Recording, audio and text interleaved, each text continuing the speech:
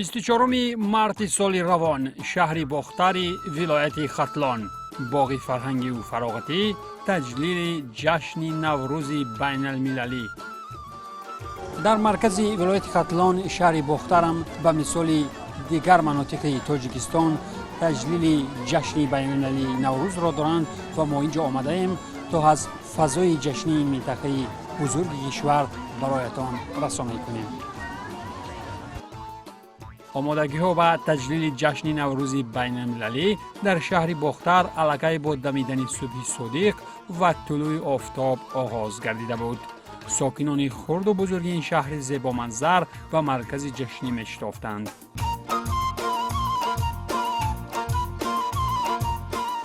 ای سبز پاینداز شو نوروز میماند قدم، ای دیده و دل باز شو نوروز میماند قدم. از پنج رود باستان ای رودکی جاویدان، از نو سخن پرداز شو نوروز میماند قدم. بیا نوروز، نوروز جهانی، خلایق را ببخشا شادمانی، به کل عالمیان هدیت باد سعادتمندی و صلح و امانی. قرائت شعرهای پرمضمون و دلخوش کننده به استقبال جشن نوروز بین المللی چون شیرازه جشنی این روز فرح بخش به هر کس الهام میبخشید.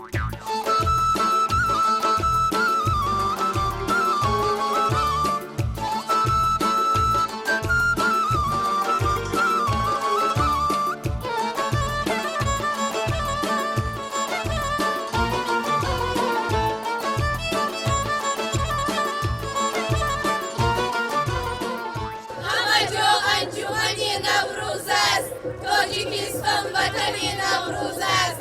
نوروز مبارک هموطنان عزیز.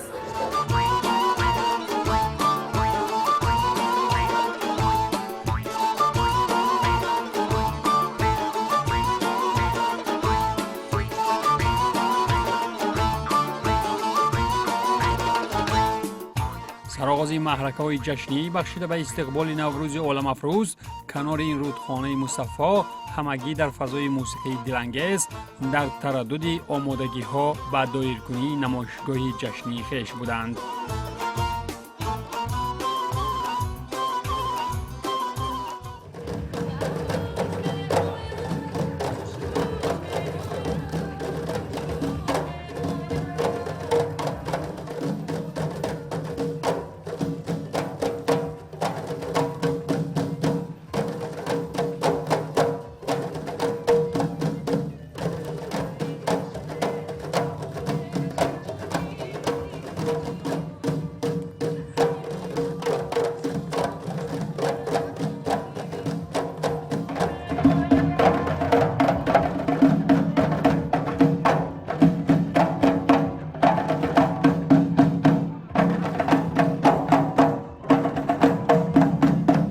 در نمایشگاه نوروزی شهر باختر تمام ساکنان این مکان از جمله کارمندان مؤسسه ها و نمایندگان قشرهای مختلف جامعه اشتراک داشتند و محصول زحمت خویش را پیشکش همگان می نمودند.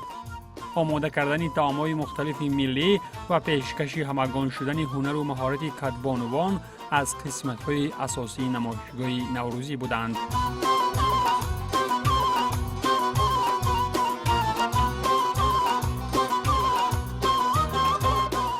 با تمام مردم جمهوری تاجیکستان نوروز خجستپای مبارک باشد. سلامت باشید. نوروز وطن ما با کل تاجیکستانیان مبارک باشد.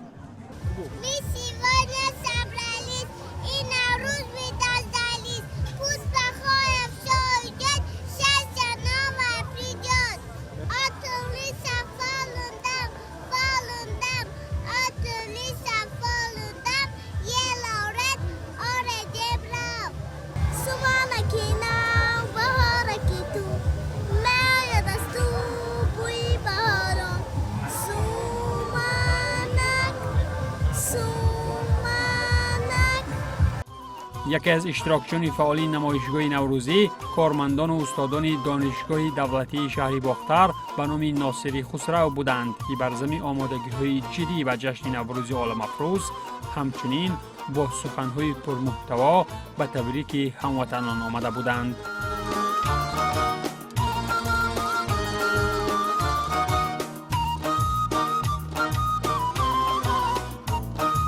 امروز شکرگزاری از صلح و صلاح سرتاسری در کشور، استقلالیت دولتی و پیشرفت و شکوفایی دولت عزیزمان ملت تمدن‌آفر تاجیک امروز جشن باستانی خود نوروز بین المللی را در یک فضای صلح و صلاح سرتاسری و شکوفایی از زیبایی و پیشرفت وطن و با خوشی و خوشحالی تجلیل نموده ایستاده است.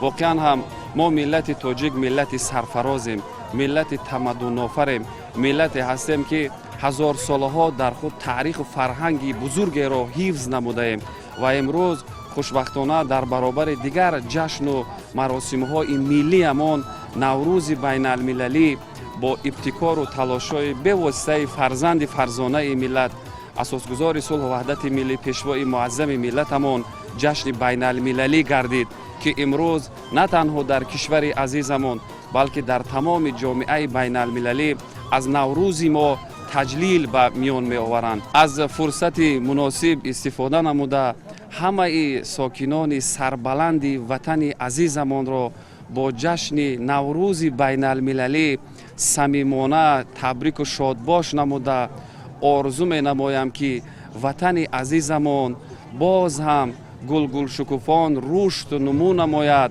و ملت تمدن آفر تاجیک هر سال چنین جشن‌های با شکوه بین المللی را در شکرگزاری از استقلالیت دولتی با یک شکوه و شهامت خاصه تجلیل نموده باشیم. به همه کل مردم تاجیک به همه شون جشن نوروز را تمنا میکنیم بگذار تنسیت و خانه آباد باشند، دسترخوانشان همیشه پرناز و نعمت باشد و سربلند و خانه آباد باشند.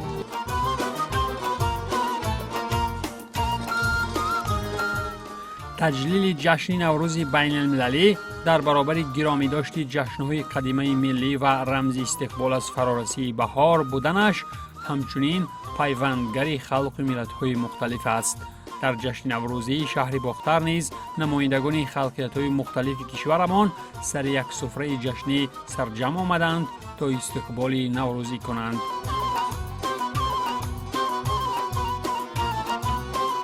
السلام علیکم دوستان عزیز. امروز نوروز است، نوروز عجم است.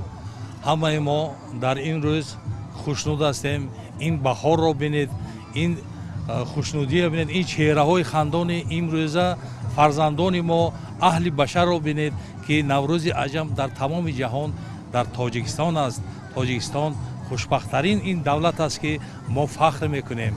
برای همین به همه شما نوروز مبارک باشد، نوروز عجم مبارک باشد.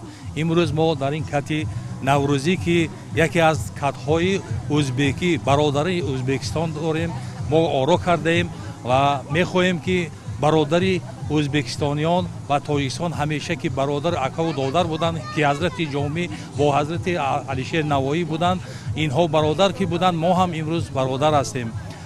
دوستلار نوروز مبارک باشن. Hammalarga xush kelibsizlar bizni Navruzimizga.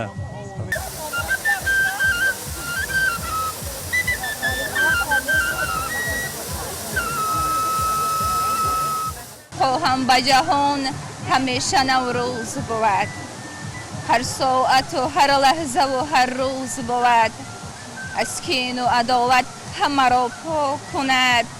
نوروز چه مهربان و دلسوز بود. نوروز بیا بر دل بیکینه ما، نوروز توی دولت و گنجینه ما، فیض و برکت ز تو فزاید به جهان، از دل برود غمهای دیرینه ما.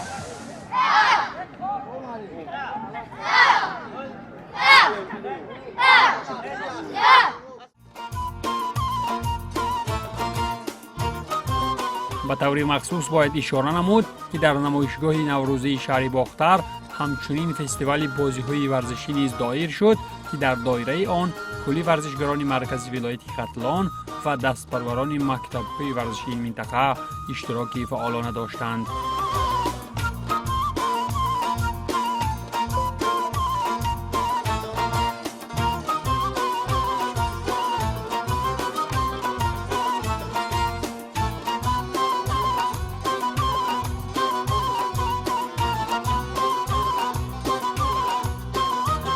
این دخترکانی ورزشگر از گیمناستیکای بدایی از زمره آن اشتراکیان فستیوال بازی‌های ورزشی در جشن نوروزی بودند.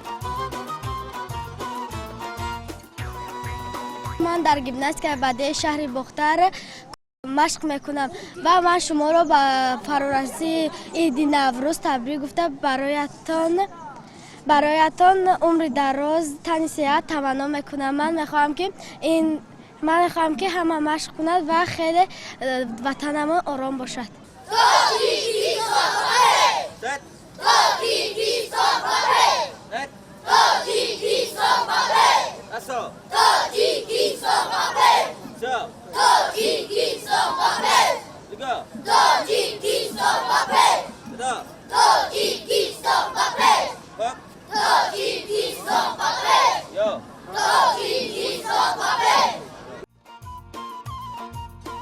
اشتراکی فعالانه کراته‌چیان نوروز در فستیوال بازی‌های ورزشی البته که به منظره اطراف زیبایی دیگر بخشید.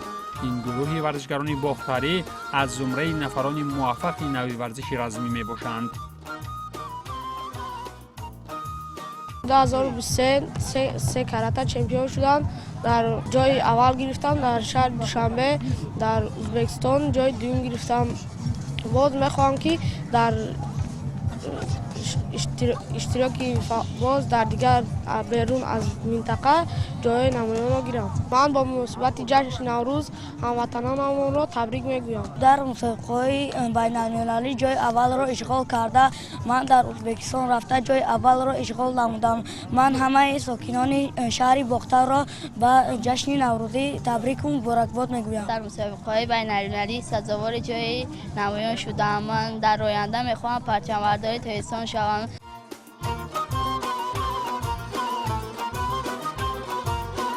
نمایندگان نورس گشتین ملی یک گروه دیگر افتخارمند این فستیوال بازی‌های ورزشی بودند که البته بودن چنین نفران از جایگاهی خاصه داشتن این نوع ورزش ملی و اجدادی در کشور را ثابت می‌نماید. مربیان نمودهای دیگر گشتین در کشور نیز با استفاده از فرصت مناسب در مورد سمت‌های اساسی فعالیت خویش و دستاوردهایشان سخن کردند.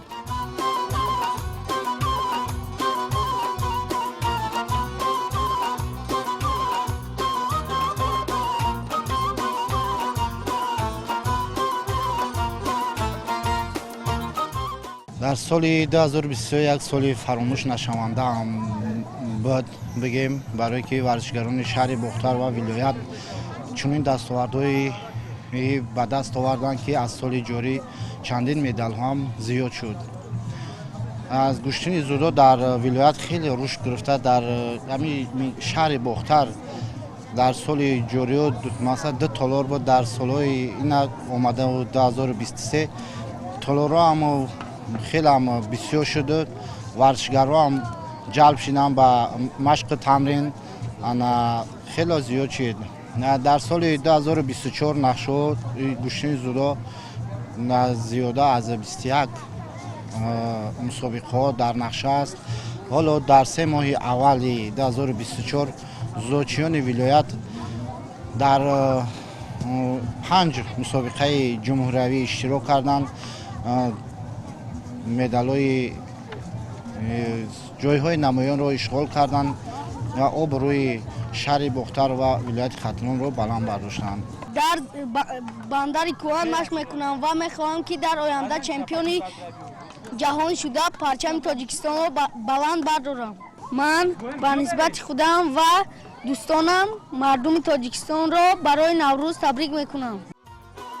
ورزشی رقم اول باشد در مناطق گوناگون ولایت ختلان به طور خاص رشد کرده است.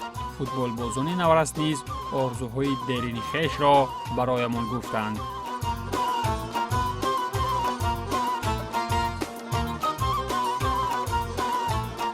در ورزشگاه یونس مشق میکنم. طول 3 سال میشود که من در ورزشگاه یونس مشق میکنم و میخواهم در آینده یک فوتبالیست مشهور شوم.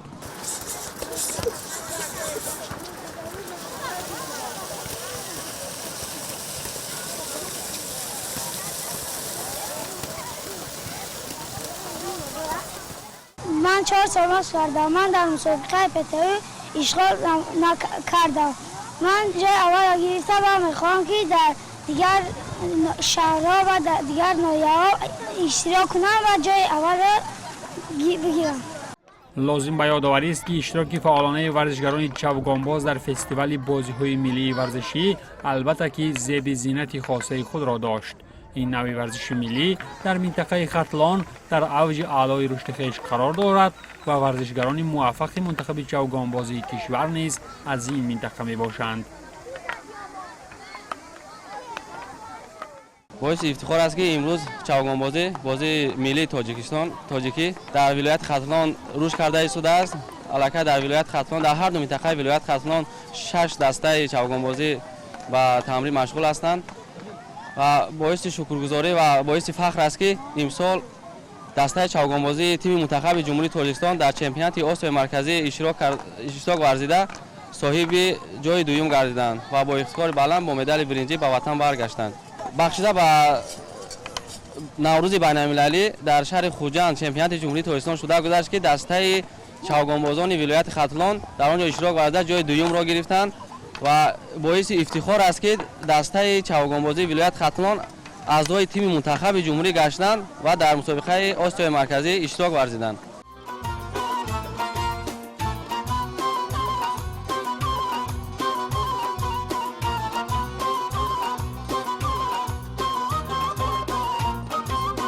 در سال 2023 البته در 25 شهر ناحیه ولایت ختلان صدر جای اول گشتیم که باعث افتخار است که در چنین دولت تنجی و امانی ما زندگی کردیم. ما ورزشگران شهر بختر اقدام گرفتیم که در مسابقه جمهوری و بین المللی پرچم خود را بازم بلند برداریم. مینداری خود را به اساسگزار صلح و وحدت محترم جناب علی رساندنی هم که برای ما ورزشگران چنین شرایط ما خوب کرده است که دل خود در کدام مسابقه جمهوری بین المللی میتوانند بروند پرچم جمهوری تاجیکستان را بلند بردارند. خوب، شما خود هم بعد ختم مسند ورزشی هم با گرفتن جایزه ها دستاوردهای ورزشی تا حال هم خودمانه میبخشید. خب اسرار موفقیت شما در چی است که میتوانید با ورزشگران جوان و نورس هم گشوده نمایید؟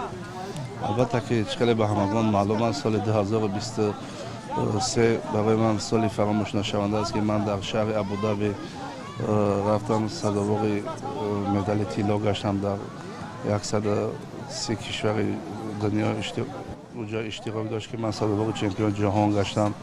ما همچون متخصص مربی میتوانیم با شاگردای خود تربیت خوب هنرهای خود را به آنها آموزیم و در مسابقه بین المللی پرچم تاجیکستان را بلند برداریم.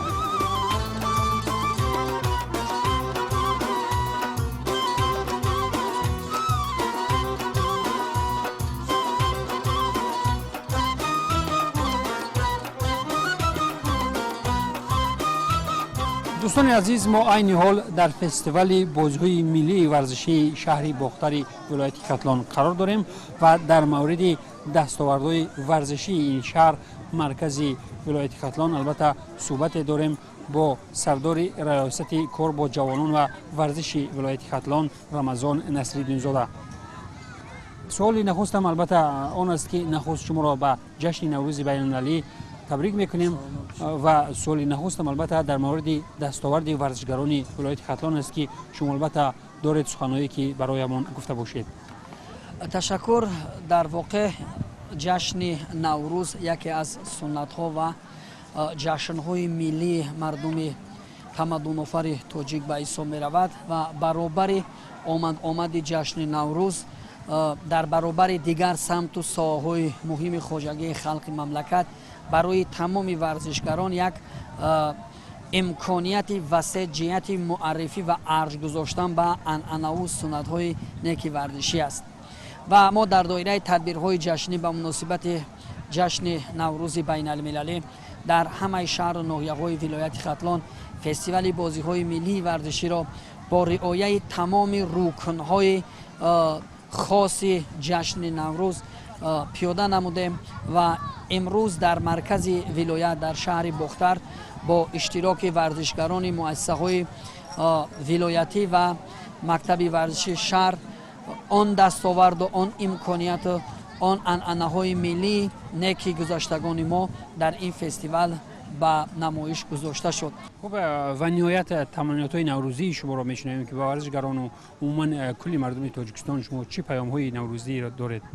به مردم شرفمند و با وقار و سربلند ولایت و عموما جمهوری این نوروز خجسته بهار نازنین را صدقاً و صمیمانه تبریک و تهنیت گفته پیش از همه سرجمی و اتحادی و اتفاقی را برای مردم کشور تمنا کرده امید و آرزو دارم که تاجیکستان عزیز ما تنج و آرام و آسوده و استقلال کشور پای برجا و پیشوای محبوب و معظم ملت راهبر خیرتمند و سیاستمدار همیشه صحت و سلامت باشند. سلامت باشید. دوستان عزیز ما یک صحبت کوتاه داشتیم با سردار ریاست کار با جوانان و ورزشی ولایت ختلان رمضان نصرالدین زاده در مورد دستاوردهای ورزشگران این ولایت و باشد که دستاورد ورزشگران ختلان و کل تاجیکستان در سال 2024 باز هم افزونتر بگردند. نوروزتان فیروز باد، هر روزتان نوروز باد. تشریف راهبریت عالی ولایت ختلان در سیمای رئیس ولایت دولت علی سعید به نمایشگاه جشنی نوروزی خود منظره دیگر بخشید. رئیس ولایت از کل گوشه‌های این نمایشگاه جشنی دیدن نموده شاهد برگزاری بازی‌های ملی ورزشی از قبیل بندکشی و چوگانبازی گردید.